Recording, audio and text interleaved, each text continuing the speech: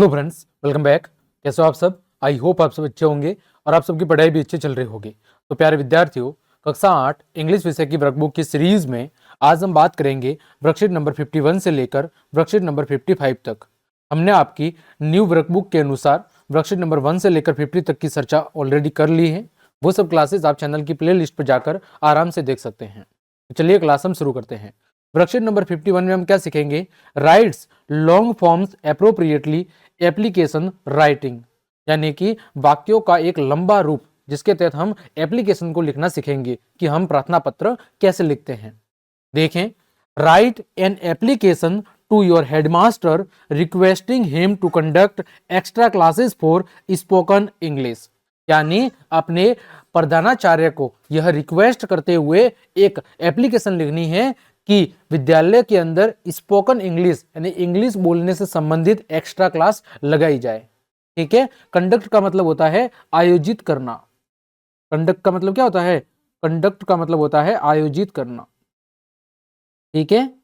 और रिक्वेस्टिंग का मतलब क्या होता है? आप सबको पता है, रिक्वेस्टिंग का मतलब होता है निवेदन करना। क्या करना? निवेदन करना। यानी अपने प्रधानाचार्य से विद्यालय के अंदर स्पोकन इंग्लिश की एक्स्ट्रा क्लास लगाने के लिए रिक्वेस्ट करनी है। तो कैसे लिखेंगे? To the headmaster, government senior secondary school, mount Abu, Sirohi. फिर लिखेंगे सब्जेक्ट। सब्जेक्ट क्या लिखेंगे? Conduct extra classes for spoken English. Conduct extra classes for spoken English. फिर लिखेंगे sir, most respectfully I beg to say that we are facing problem in spoken English. हम English बोलने के अंदर समस्या क्या कर रहे हैं? समस्याओं का सामना कर रहे हैं। तो we need extra classes for spoken English. इसीलिए स्पोकन इंग्लिश की कुछ अतिरिक्त कक्षाओं की हमें आवश्यकता है। Please look into the matter immediately and do the needful. कृपया करके इस विषय पर आप ध्यान देंगे और आशा है कि आप इसके लिए बहुत अच्छा प्रयास करेंगे। Thanking you. फिर लास्ट में लिखेंगे योर ओबीडियंटली और आपका नाम गोविंद कुमार और क्लास 8। ये आप क्या लिखेंगे? एक एप्लीकेशन लिख देंगे अपने हेडमास्टर को। इसको लिखेंगे अपने हेडमास्टर को। आप चाहे तो इसका स्क्रीनशॉट ले ले, ये स्क्रीनशॉट ले ले और अपने नोटबुक के अंदर या वर्कबुक के अंदर भर ले। और लास्ट में लिखेंगे ये योर्स ओबीडियंटली और आपका नाम और क्लास। आगे बात करते हैं वर्कशीट नंबर 52 की। किसकी बात करते हैं? वर्कशीट नंबर 52 की बात करते हैं। देखें, वर्कशीट नंबर 52 में क्या सीखेंगे हम? वर्कशीट नंबर 52 में सीखेंगे rights long forms appropriately beginning, middle and end of story. ठीक है, कि कहानी की शुरुआत करनी, उसका मध्य भाग लिखना और उसका अंत लिखना। Write down about your daily routine in the page of the diary below. अपने दिन प्रतिदिन की जो दिनचर्या है उसको नीचे जो डायरी का एक पेज दिया हुआ है उसके अंदर लिखना है। You can use the following activities. इसके लिए आप निम्न गतिविधियों का सहारा ले सकते हैं। अब वो गतिविधियां क्या है? जैसे वेकअप। वेकअप का मतलब होता है उठना। ब्रश माय टीथ, दांतों को ब्रश करना। टेक बाथ, टेक बाथ का मतलब होता है स्नान करना। गो टू स्कूल का मतलब विद्यालय जाना। प्ले विथ फ्रेंड्स, मित्रों के साथ खेलना। डू माई होमवर्क, अपना गृह कार्य करना। हैव ब्रेकफास्ट, नाश्ता करना। हैव लंच, हैव डिनर, दोपहर का भोजन करना और रात का भोजन करना। और फिर गो टू स्लीप, और फिर सोने के लिए चले जाना। ठीक है, तो इन सभी बातों को आप अपनी डायरी की अंदर जो दैनिक दिनचर्या लिखेंगे तो उसमें शामिल कर सकते हैं। ठीक है, तो देखिए सबसे पहले आपको क्या करना है? ऊपर नाम लिखना है। नेम मैंने लिखा जैसे गोविंद कुमार। क्या नाम लिखा मैंने नेम लिखा गोविंद कुमार। फिर डेट लिखी मैंने, जैसे आज की डेट लिख दी है या जो भी आप मन चाहे वो डेट लिख सकते हैं। फिर यहाँ पर समय लिखना है कि आप आज कितने बजे उठे हैं, तो आई वेक अप एट 6 o'clock। फिर लिखेंगे dear diary, today was a pretty typical day but enjoyable. Walk up early in the morning and brushed my teeth. मैं सुबह जल्दी उठ गया और सबसे पहले अपने दांतों को ब्रश किया। After taking a refreshing bath, ठीक है, I had a yummy breakfast and got ready for school. उसके बाद मैंने अच्छे से स्नान करने के बाद क्या किया? छोटा सा स्वादिष्ट नाश्ता कर लिया और उसके बाद मैं विद्यालय के लिए तैयार हो गया। At school I attended my class, विद्यालय के अंदर मैंने अपनी क्लास अटेंड की। And played with my friends during the break, और जब ब्रेक का समय हुआ तो मैंने अपने दोस्तों के साथ कुछ खेल भी खेले। आफ्टर स्कूल, विद्यालय के बाद आई केम बैक होम, मैं घर पे आ गया। हैड लंच, अपने दिन का भोजन किया, एंड डिड माई होमवर्क, उसके बाद मैंने अपना गृह कार्य पूरा किया। In the evening I played some more with my friends, शाम के समय अपने मित्रों के साथ कुछ और देर खेला। फाइनली, अंततः, after having dinner with my family, अंततः रात्रि में मेरे परिवार के साथ भोजन करने के बाद, I went to bed early, मैं जल्दी ही बिस्तर पर चला गया, और फीलिंग टायर्ड बट हैप्पी, मैं थका हुआ महसूस कर रहा था लेकिन खुश था। Good night. ठीक, तो ये आप अपने दिन की जो दिनचर्या है उसको लिख सकते हैं। आप प्यारे विद्यार्थियों इसका स्क्रीनशॉट ले लें और फिर अपनी वर्कबुक के अंदर इसको लिख लें। ठीक, ये ऊपर आपका नाम लिखना है और तारीख लिखनी है, फिर यहाँ से आप स्क्रीनशॉट ले लें, तो इसको अपनी डायरी के अंदर या अपनी वर्कबुक के अंदर आप लिख लेना। आगे बात करते हैं वर्कशीट नंबर 53 की। क्या दिखा हुआ है? Reads visuals and comprehends, identifies main idea from the visuals. नीचे दिए गए चित्रों को आपको देखना है और इनसे जो मुख्य विचार क्या है, इन पोस्टर के माध्यम से क्या बात कहने की कोशिश की जा रही है उसको आपको लिखना है। रीड दिस पोस्टर्स केयरफुली, इन पोस्टर्स को अच्छे से क्या करना है, पढ़ना है। Write the answers to following questions, और नीचे दिए गए प्रश्नों के आपको क्या करने हैं, उत्तर देने हैं। तो देखें यहाँ पर जो चारों पोस्टर है वो किससे रिलेटेड है, धूम्रपान से संबंधित हैं। पहले में लिखा हुआ smoking does not make you cool sorry, दूसरे में आपके फेफड़ों को दर्शाया गया है और तंबाकू या बीड़ी पीने से जो अलग अलग नुकसान हैं उनको बताया गया है। तीसरे के अंदर भी stop smoking world no tobacco day, विश्व जो तंबाकू दिवस है उसके बारे में बताया हुआ है। और चौथे के अंदर बताया हुआ है don't let tobacco take your breath away, tobacco smoking more than doubles the risk of developing tuberculosis disease and increase the risk of dying from respiratory failure. ये तंबाकू की वजह से फेफड़े क्या हो जाते हैं, खराब हो जाते हैं और धीरे धीरे व्यक्ति की मृत्यु हो जाती है। अब देखिए इस पर आधारित प्रश्न क्या दिए हुए हैं। पहला प्रश्न है कि what do you think about the above posters, ऊपर दिए गए पोस्टर्स के बारे में आप क्या सोचते हैं। व्हाट आर दे अबाउट, ये किसके बारे में है।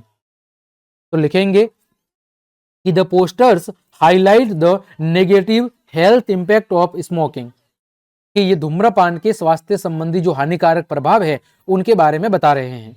जस्ट एज रेस्पिरेटरी डिजीज, जैसे श्वसन संबंधी समस्या, and other severe health issues, और अन्य स्वास्थ्य संबंधी समस्याओं के बारे में ये पोस्टर हमें जानकारी दे रहे हैं जो स्मोकिंग की वजह से बीमारियां होती है। दूसरा है when do we observe world no tobacco day write the date, कि विश्व तंबाकू दिवस कब मनाया जाता है। तो कब मनाया जाता है, प्रतिवर्ष 31 मई को। कब मनाया जाता है, 31 मई को विश्व तंबाकू दिवस मनाया जाता है। थर्ड है what are the possible risk to health if one smokes, यदि कोई व्यक्ति स्मोक यानी धूम्रपान करता है तो उसके स्वास्थ्य से संबंधित कौन कौन सी संभावनाएं या स्वास्थ्य से संबंधित कौन कौन सी रिस्क उभर कर सामने आ सकती है, स्वास्थ्य से रिलेटेड कौन कौन सी हानियां हो सकती है। तो smoking poses several health risks including respiratory disease, lung cancer, heart disease and stroke and so on। तो जो व्यक्ति नशा करता है, स्मोकिंग करता है, तो पहली बात तो उसका जो श्वसन तंत्र है वो खराब हो जाता है, जिससे श्वसन संबंधी रोग, दमा, खांसी, है ना, श्वास ले फूलना, ये सारी समस्या हो सकती है। इसके बाद फेफड़ों का कैंसर हो सकता है, हार्ट से रिलेटेड हृदय से संबंधित बीमारियां हो सकती है, हृदय का दौरा पड़ सकता है या अन्य स्वास्थ्य संबंधी समस्याएं हो सकती है। ठीक, आगे बात करें वर्कशीट नंबर 54 की। क्या लिखा हुआ है, identifies the appropriate usages of adjectives. देखो एडजेक्टिव्स को हिंदी में क्या कहते हैं, विशेषण। क्या कहते हैं, एडजेक्टिव्स को हिंदी में कहते हैं विशेषण। अब विशेषण क्या होते हैं, तो जो नाउन यानी संज्ञा और सर्वनाम प्रोनाउन, इन दोनों की जो विशेषता बताते हैं उन्हें क्या कहते हैं, हम एडजेक्टिव कहते हैं। तो देखें, identify the use of correct comparative and superlative adjective for the below exercises. नीचे जो आपकी एक्सरसाइज दी गई है इसके लिए आपको कंपेरेटिव और सुपरलेटिव एडजेक्टिव्स का क्या करना है, उपयोग करना है। देखो पहला प्रश्न है write the adjective in the correct form. पहला है the monkey is the funniest animal, जो बंदर होता है वो एक मजाकिया जानवर होता है। फिर the elephant is big animal, animal क्या है, एलिफेंट एक बड़ा जानवर होता है, तो दूसरी खाली जगह में क्या आ जाएगा, बिग आ जाएगा। तीसरी में द क्रोकोडाइल, क्रोकोडाइल का मतलब होता है मगरमच्छ, the crocodile is angry animal, कि जो क्रोकोडाइल होता है वो गुस्सालू जानवर होता है। फिर है the mouse is the small animal, कि जो माउस है, चूहा है, वो छोटा जानवर होता है। आगे बात करें क्वेश्चन नंबर 2 की, give short answers. Are you the youngest in your family? क्या आप अपने परिवार में सबसे छोटे हैं? तो मैं कहूंगा यस, मैं परिवार में सबसे छोटा हूं। बी है, are you the tallest in your family? क्या परिवार में सबसे लंबे हैं? तो मैं कहूंगा यस। सी है, is your friend taller than you? क्या आपका मित्र आपसे लंबा है? तो मैं कहूंगा नो। फिर डी है, is your father older than your mother? क्या आपके पिताजी की उम्र आपके माताजी से अधिक है? तो मैं कहूंगा यस। फिर ई है, have you got a younger brother? क्या आप एक और छोटा भाई चाहते हैं? तो मैं कहूंगा नो। आगे बात करें तीसरा, arrange the sentences in the correct order. आपको वाक्यों को सही क्रम के अंदर जमाकर लिखना है। जैसे पहले वाक्य को हम जब क्रम में जमाएंगे तो क्या बनेगा, the puppy is smaller than the dog? कि जो पप्पी है, कुत्ते का छोटा पिल्ला होता है, वो कुत्ते से छोटा होता है।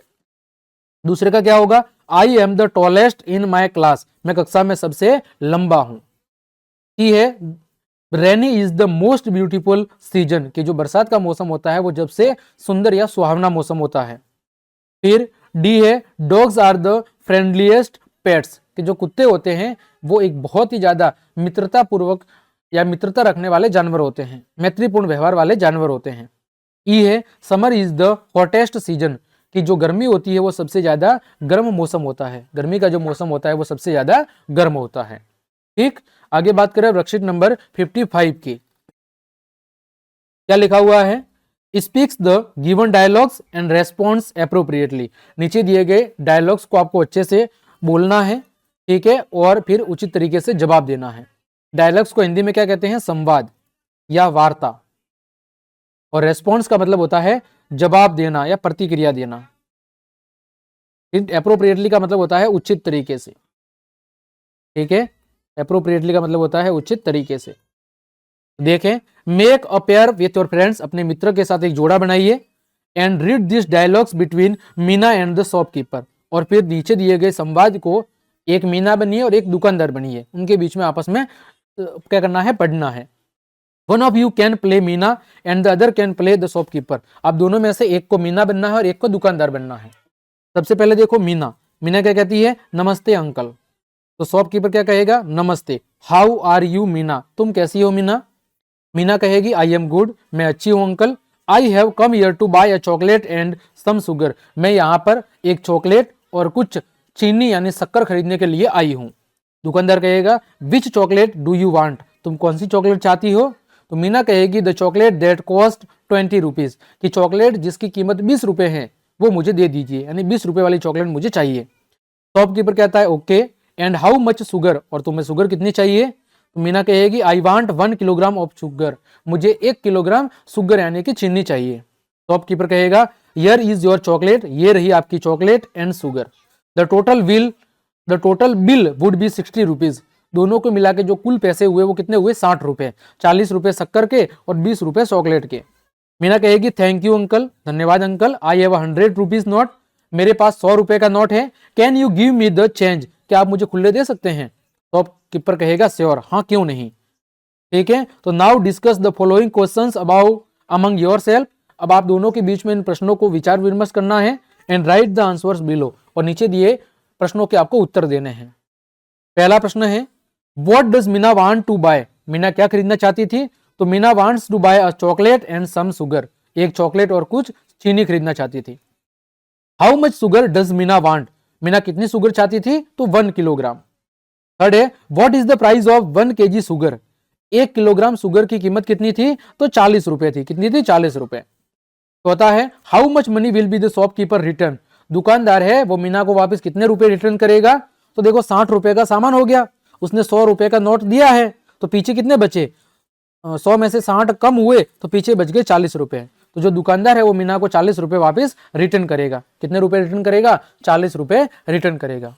तो प्यारे विद्यार्थियों, इस तरह आज की इस क्लास में हमने वर्कशीट नंबर 51 से लेकर वर्कशीट नंबर 55 तक अच्छे से सॉल्व करा दिया है। उम्मीद करता हूं सभी कार्यपत्रक आपको अच्छे समझ में आ गए होंगे।